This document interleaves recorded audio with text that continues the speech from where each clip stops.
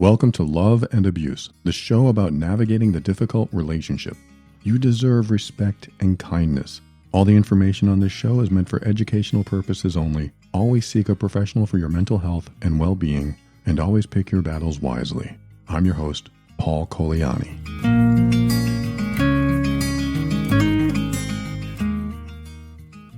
Let me ask you what might seem an unfair question, and that is, if you owned or if you got an animal like a cat or a dog or whatever, and it was cute and you loved it, but there was a small quirk with it, and that quirk was it either scratched or bit you every day.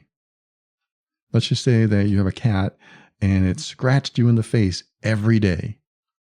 And then later on it was cute and let you pet it, and it would have these sweet purrs and meows, and then the next day it scratched you in the face again. Or with a dog, it bit your arm every time. It just bites you, even though it loved you. And I mean, you know where I'm going. You know where I'm going with this. It is very much like a trauma bond. A trauma bond is you love something so much, yet that person, that thing hurts you, but you love that person or that animal or whatever. But you are hurt by it. And the hurt happens almost every day, if not more than once a day. I had somebody write to me and they said, I have a huge problem. I don't know what to do. I met the love of my life and he moved across the country to be with me. But after he got here, he changed massively. Both of his exes cheated on him. I'm a bubbly, outgoing, nice person. I'm social. I love my friends. I make new friends. And some people I talk to are men. And he's convinced I'm trying to cheat on him. And he accuses me of cheating. He accuses me of wanting to cheat or seeking male attention to feel better about myself. He's extremely abusive when he accuses me of this. He calls me a slut. He's telling me that I'm ugly and old and I'm untrustworthy, that I'm not wife material. Sometimes I could see how he might get the wrong impression, so I made some changes, but it's only gotten worse. 2 men in the last year have hit on me, and he went through the roof. He blamed me for it. He told me that they did that because I'm a slut. I mean, this goes on, and it goes on, and it goes on. And he says that she's the abuser, not him, and he's defending himself against a lying cheater. And she goes on and says he explodes at me for all kinds of other reasons. And he insists that it's always my fault. And that my method of abusing him is being imposing and making him uncomfortable and being selfish. And he says, I'm not the abuser, I'm just putting my foot down. I don't want to take your crap.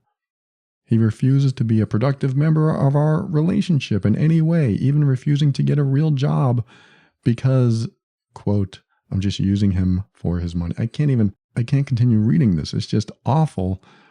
And this is why I started today's episode with that analogy of getting an animal that hurts you every day. She started off saying, I met the love of my life. If this is the love of your life, you have to keep living, because this is not love. This is what you think love looks like, but it doesn't. And I know this is the animal reference again. He's loving and caring when he's not abusive. This is how the trauma bond is formed. We love someone and we care about them, and we developed a trust and a feeling of safety and a feeling of being loved, a feeling of feeling lovable, feeling worthy, feeling important in someone's life. And then they scratch your face. They bite your arm. And when this proverbial injuring happens, many people, maybe you, seek justification, seek reasons for it to happen. Maybe I did something wrong, you might think. Maybe I could change like this person. I could change a little bit. Maybe I'm not dressing conservatively enough, and I'm attracting other people who might be attracted to me, who might try to pick me up. So I'm going to change that about myself just because I care about my partner so much that I will change for that person even though this isn't who I want to be. That's what happens. We change into somebody that we don't want to be because who we have been was probably comfortable for us. It was probably something that we enjoyed being and doing. And when somebody causes any type of emotional injury to you, they wound you with their words and their behaviors.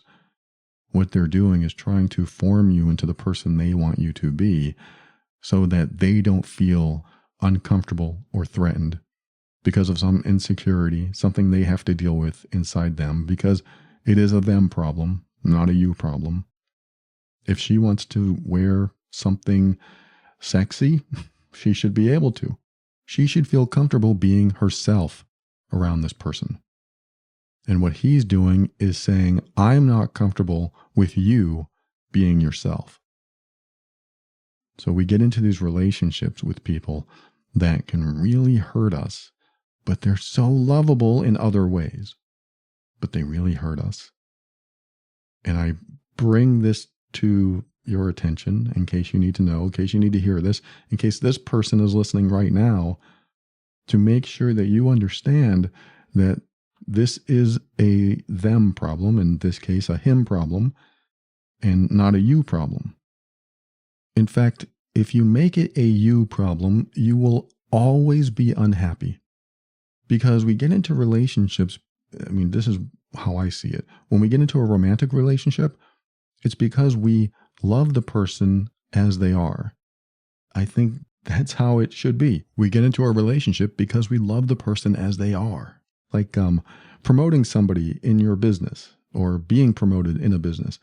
They like who you are showing up as. They appreciate your work, or you appreciate an employee's work. So you give them a raise, you give them a promotion. And it's not that once you give them a raise and promotion that you expect more. This is the way I look at it. You don't expect more because you just expect more of the same because they're so great as they are. So when we get into a romantic relationship, we see the person as they are and say, hey, I would like to share my life with them. I would like to be with them as they are because who they are is not only acceptable to me, but I love it. And I appreciate them. And I would love spending time with them as they are. That to me is a normal, healthy relationship. Doesn't mean we're not going to talk about things and have incompatibilities and what, you like that, I don't like that at all. That's fine. But what isn't fine is when somebody says, you're not good enough as you are. I don't want you walking around thinking you're not good enough as you are. This person who wrote to me, you are perfectly fine as you were. Don't change for him. If that's who you are, you changing yourself for someone who is being hurtful to you shows that person that it's okay to hurt you to change you. And there are two problems with that. It's okay to hurt you, that's wrong. It's okay to change you, that's wrong. Don't show someone that it's okay to hurt you and change you. I'm not blaming you for that. I'm just saying, if you need to hear this, this is very blunt. I'm sorry, it's very blunt for me to say, you changing for someone else who hurts you is showing them that hurting you is the way you change. It's showing you that you will change for someone as long as they are hurtful to you. It's positive reinforcement to negative behavior. And the more we reinforce negative behavior by complying and submitting to it, the more we show that that is how we want to be treated. And again, that's harsh, I know, and I don't mean to victim blame, victim shame. That's not where I'm going. Where I'm going is, if you burn this into your brain, if you take this with you, then if you end up in a situation like this, you can remind yourself, I deserve to be treated as I am, not as they want me to be. I deserve to be who I am, not the person they want me to be. You know, the best changes that we make are for those we love and those we trust and those we feel safe around. And those kind of changes typically are the ones that last. So let's just say that you have a feeling about your weight. You don't like the way you look. You don't like how heavy or skinny or whatever you are. And now you met somebody who loves you just as you are. They love you. They don't care about the weight. They just love being with you and sharing time with you. Then you look in the mirror one day and you go, I really want to lose some weight. I want to feel better about myself. And this is only if you don't feel good about yourself. But let's just say you look in the mirror. I want to feel better about myself. And I think that would be nice for the both of us. If I look better, maybe they'll find me more attractive. And again, this isn't because they don't find you attractive. It's just because you might feel good giving yourself a gift, and maybe they'll think it's a gift too. And I'm very careful here. I'm not saying you should change for someone, and I'm not saying this is something that you should consider. This isn't what I'm talking about at all. I'm saying that when somebody accepts you as you are, as the person you showed up as on day one of the relationship, and they aren't talking down to you, they aren't putting you down, they aren't making you feel bad about yourself, about the way you talk, the way you think, your body, the friends you pick, the choices you make, the activities that you do. If they're not doing any of that and they're fully accepting and they just love you as you are, then what happens is you get your brain to yourself. And with you and your brain, it sounds a little weird, but with you and your brain on your own, without somebody trying to manipulate or control or influence you, you get to make your own choices. And because nobody is trying to control or manipulate you and is allowing you to be yourself, you're going to be alone with your own thoughts, and there won't be any conflict or struggle about somebody else's thoughts. And when that happens, you get to decide for yourself what you want to do in your life for yourself and maybe even for others. So when you have the thought of, I want to change for someone, make sure that someone is treating you right, not wrong. Make sure that someone is not causing you to suffer. Because changing for someone who causes you to suffer shows them that in order for them to get the person they want you to be, they have to cause you to suffer. And when that happens, you will suffer for the rest of your time with them. That shouldn't be the way a relationship goes. And I know some of this is painful for a lot of people that are listening right now, and I'm sorry.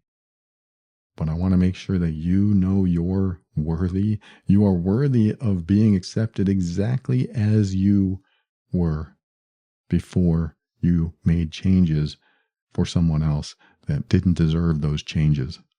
Someone who hurt you, if you've been hurt by someone who hurt you doesn't deserve to see the, quote, improved version they want you to be. They don't deserve that.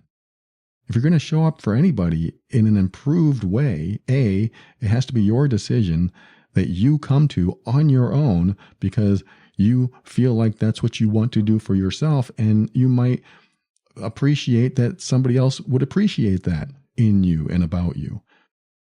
And if somebody is causing you to suffer and causing you to feel bad and making you think really terrible things about yourself, like you're not worthy and not lovable unless you do this, why would they deserve a new and improved you that they're trying to mold you into?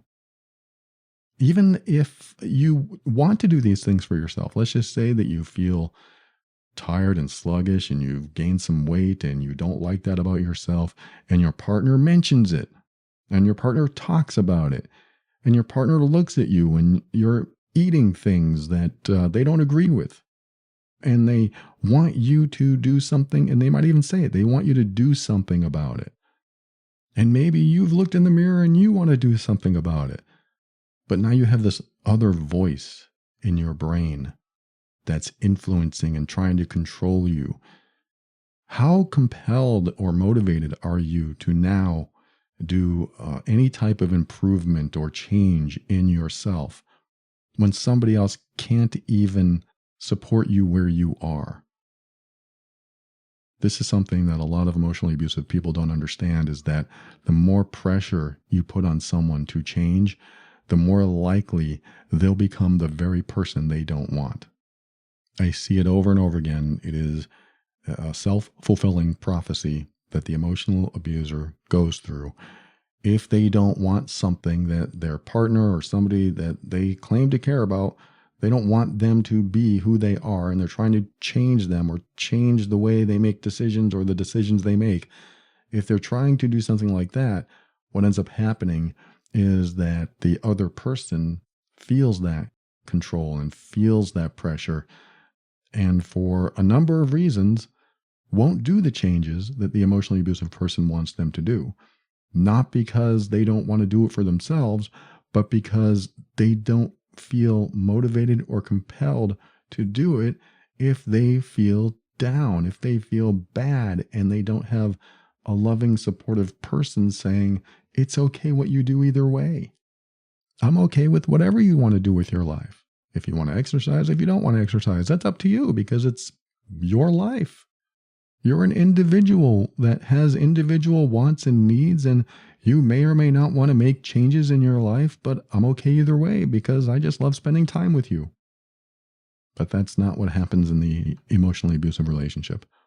What happens is you get that voice in your head, and they say, I want you to do this, and you better do this because you don't love me if you don't do this.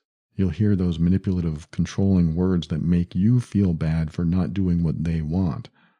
And when you feel that way, it's very difficult to do anything to improve yourself. In fact, you will likely want to disconnect emotionally, or at least distance yourself emotionally, so that you can try to process on your own and protect your heart while they're continuing to make you feel bad and wanting you to change and telling you everything you need to do to change.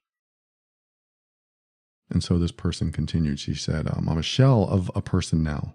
This is ruining my life. My social life is falling apart. The endless fighting and harassment is affecting my health.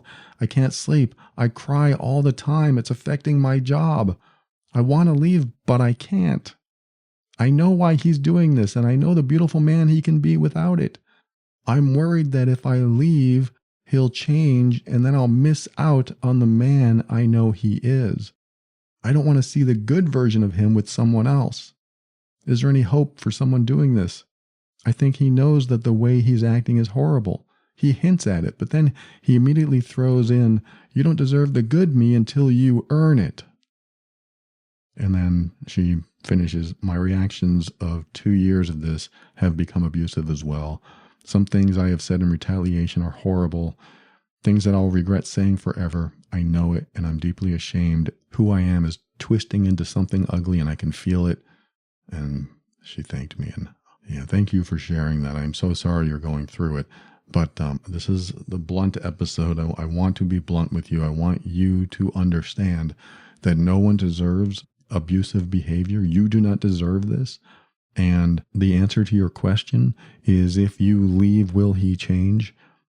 This is the irony sometimes, is that when we stay in an abusive relationship, they don't change because of the positive reinforcement they're getting.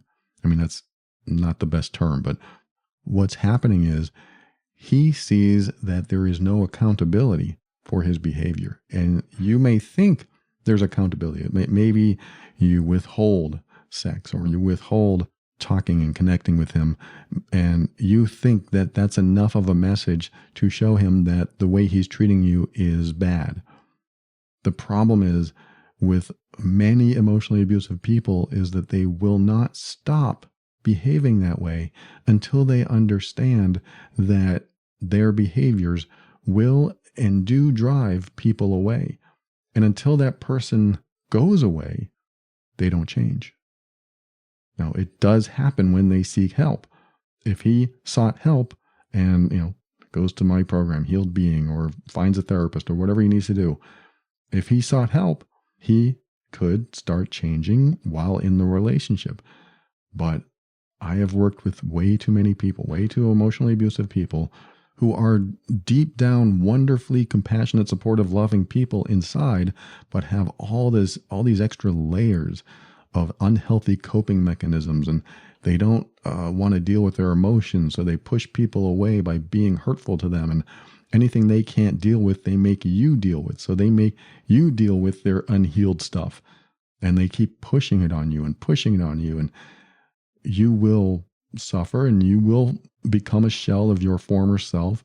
And because you haven't left, which is my point here, because you haven't left, they don't think their behavior was bad enough. That's the thought. I hate to throw that on anyone right now, but because there is no real threat of you leaving, and it's not really a threat, it's a fact. If you make it a fact, I'm leaving because I can't take this behavior anymore, that's when it hits most of them. Not all of them. Some people just want to be right and just want to be dominating and controlling and have power over you the whole time, even if you dare to leave, and they'll just blame you for everything, even after you left, saying that you broke up the family, you're the cause of the problems in this relationship, and they just won't get off that high horse. But what ends up happening in most cases in the emotionally abusive relationship is that when the person being victimized finally says, I've had enough, I've reached my limit, I've reached my threshold, this has to stop or I'm gone. That is when they finally get it, when they finally realize, oh, there is accountability for my behavior. Oh, it is serious. You really are affected. I know it sounds strange. Like, how could they not tell that you were affected? You were crying. You spent the night at your sister's, your mom's, whatever. You slept on the couch, whatever. It wasn't enough because they didn't change.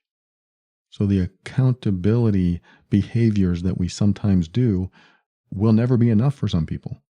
They have to know that the recipient of their behavior has their own voice and can make their own decisions and has every right to follow their own path. And when that person says, I've had enough, I'm not going to take it anymore, and it hits them like a ton of bricks, and then they say something like, well, why didn't you tell me before? Which is ridiculous. We know this because you've told them many, many times in many, many ways. And why isn't my crying and my pain and my hurt enough for you to change? And the one I hear over and over again is, if you loved me, why would you do this to me? Because that's what they'll say. They'll say, I love you. Please don't leave. I love you. I love you. If you loved me, why would you do this to me? I don't know, but I'll never do it again. And by then, you've reached that point, what I call the threshold. You've reached your threshold. That's it. You're either going to jump off the ledge or you're going to save yourself. You don't want to jump off the ledge. You want to save yourself. You don't want to be in that space anymore. You don't want to get scratched in the face anymore, using the cat analogy, or get bit anymore. The cat and the dog can bite. You don't want to be in that position. You don't want to stay with somebody who loves you and hurts you. And that's not love. Just reminding you, when somebody hurts you and they say they love you, they have the wrong definition of love, and you may have the wrong perception of what love is supposed to be. I look at love as supporting someone else's path to happiness, their decisions that make them happy, supporting who they are, accepting them, the person they are, accepting them 100%, even if you don't like some quirks and nuances or even some major stuff. But loving somebody is accepting them. It is showing them that they are okay as is. And so when you don't feel that, from somebody and you're feeling quite the opposite, that's when it becomes toxic. That's when it becomes hurtful, abusive, and you will become a shell of your former self, as this person says and so many others before her have said. This person who wrote to me, her partner, he will not stop. Let me just give you my crystal ball prediction. Let's just say that you do break up and protect yourself. And he says, well, I'll be blunt again, F her. She's a slut anyway, and that's probably what he's going to say. And obviously she has problems, so I'm glad she's gone. And then he gets into another relationship. That next person is going to suffer just as much, if not more. because the only way he's going to change is if he seeks help. And let's just say that you do leave and he does figure out that he needs help. He would probably never get to that point if you didn't leave. And I know that sounds like I'm putting the pressure on you for him to change. That's not it at all. I'm just saying that as long as you're in the relationship, he'll realize that his behavior isn't bad enough. Otherwise, you would have left. That's his perspective. I know this perspective well. It used to be my perspective a long time ago. That's how I felt. Well, it can't be bad enough. She's still here. So I guess I'll work on it, but there's really no big deal because I can just take my time working on my own behaviors because she's still here. 8 years later, a divorce because I kept telling her, I'm working on it. I'm working on it. You're right, I'm working on it. But I never really worked on it. I thought I was doing it, but I didn't realize how bad it was until she wanted a divorce. I admit my own ignorance, my own lack of empathy, my own uncaring, unsupportive, unloving ways. That's who I used to be. And I needed people to leave me. I needed to have relationships where they looked at me and said, I can't take it anymore. I'm leaving you. I needed that to happen to me for me to start my healing. I am so grateful for people leaving me. I don't know if this helps this person because when you're really attached to someone and you might have a fear of being alone or fear of being abandoned, you have insecurities that you need to deal with, it's hard to leave somebody when you have those dependencies on another person for your happiness, for your well-being. It's those dependencies we have to work on. It's those insecurities that we have to work on so we don't keep that scratchy cat and that bitey dog in our life day after day doing their worst while we say, but we love them. And again, that's unfair because cats and dogs are wonderful. That's an unfair comparison. And I'm not saying get rid of the cat or dog. I'm not saying that at all because most of them are just unconditionally loving and they're not going to do this thing. But I wanted to paint that picture to help clarify what a trauma bond can do to someone. They can make you keep another person in your life because you love the parts you love, you hate the parts you hate, you cry about the parts you hate, you suffer from the parts you hate, and believe me, the parts that you don't like in another person, 98% of the time, that's what you're experiencing inside of yourself. That 2% that, oh, they showed up so wonderfully today. They gave me a kiss and they never do that in the morning. And they brought me to lunch and it was wonderful. We just had a wonderful day. And for many people, that one day is the one day that sticks out and stays with them. And they hope that it happens again and again. But 98% of the time, what's on your mind? What's on your mind is, I hope they don't do that again. I hope I don't make them upset. I hope they don't yell at me or put me down or call me fat or call me too skinny or call me ugly or call me a slut. All of that can be floating around in your head all the time.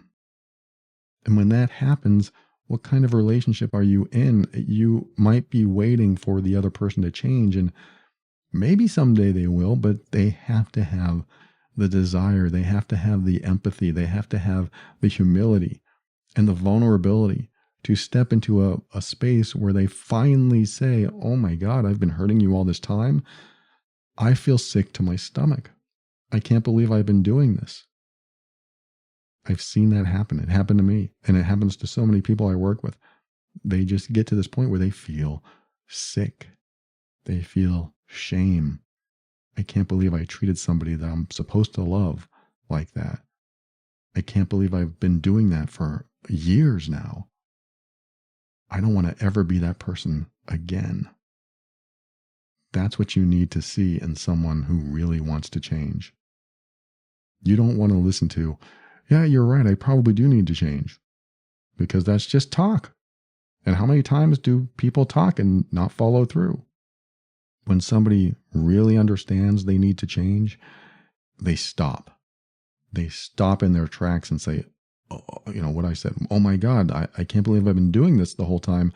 I'm just realizing it now. Again, it's like, why are you realizing it now? Can't you see the tears? Can't you see all the suffering I went through? Those are valid questions, but that's the light bulb moment for most of them.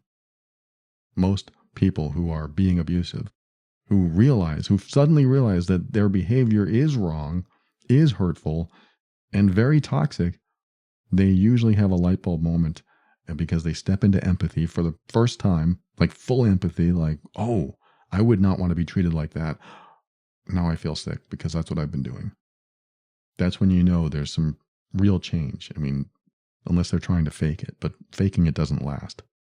That's the best part of this, is somebody can listen to this and go, oh, I'll just pretend that I feel shame and guilt. They'll try it for a day or two, and then on day 3, they're back to who they were because they faked it, and they haven't dealt with their coping mechanisms, and they haven't dealt with their insecurities and their dysfunctions. They haven't worked on that stuff. And so any changes that you saw aren't real. And that's how you can tell. You just wait a few days and see where they go. But wait a few weeks, see where they go. Maybe some people can fake it longer, but it takes a while just to continue watching their behavior. And any changes that you see, you continue watching those changes until you get to a point where you realize, oh, they really are changing and they do act differently. And I'm not used to feeling comfortable around them. I'm not used to not worrying about what I say or think. That's really strange. You will feel strange when somebody who has been abusive towards you actually stops being abusive. You will feel completely different. So I'm going to wrap this up and tell the person who wrote that this is not the love of your life. The person who is there right now in your life is not the love of your life. You may be upset at me for saying that, but this is not what love looks like. They are a big lesson. They are somebody that may have brought some joy to your life, or a lot of joy, but the 98% of pain and suffering that you're going through, this is not what life is about. This is not what relationships are about. This is a life lesson.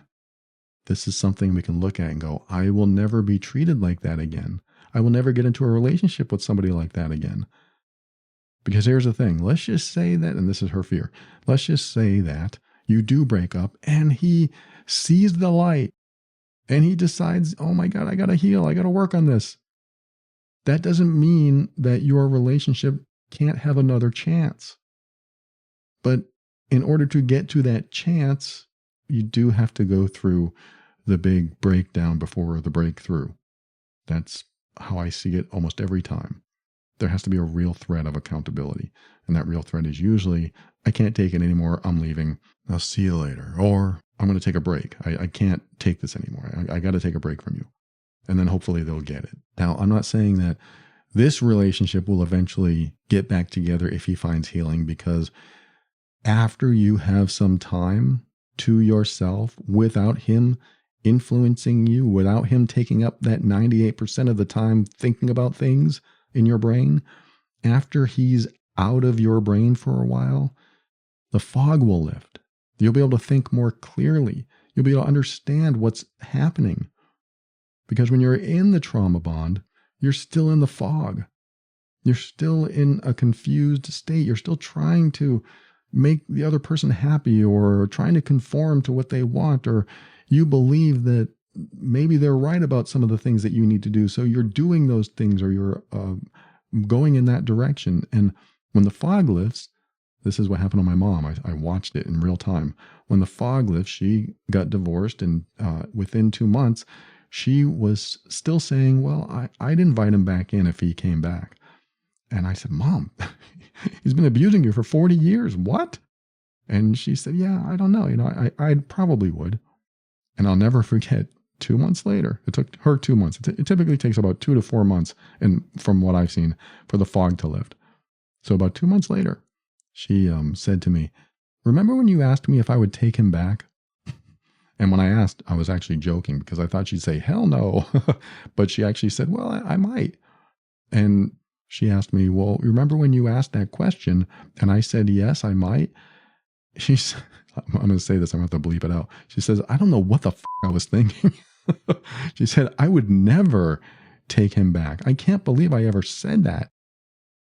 So the fog lifted for her. She finally was able to think clearly and look into the past of what her 40 years of him was like, and realized that she never wanted to experience that again. She wanted not only 2% of enjoyment, she wanted 100% of her life back. 98% of the time, she was always worried about him and worried about making sure he doesn't get drunk and smash something or hurt her again. She was in that constant state, and she didn't even realize that she was in that constant state. I mean, she might have known, but she didn't realize it was so unhealthy and so detrimental to her happiness because she was so used to it. It was her new normal.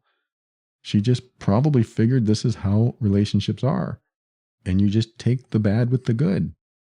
And so she said, I would never take him back. I don't know what I was thinking. And I said, oh, that's good. I'm glad you said that.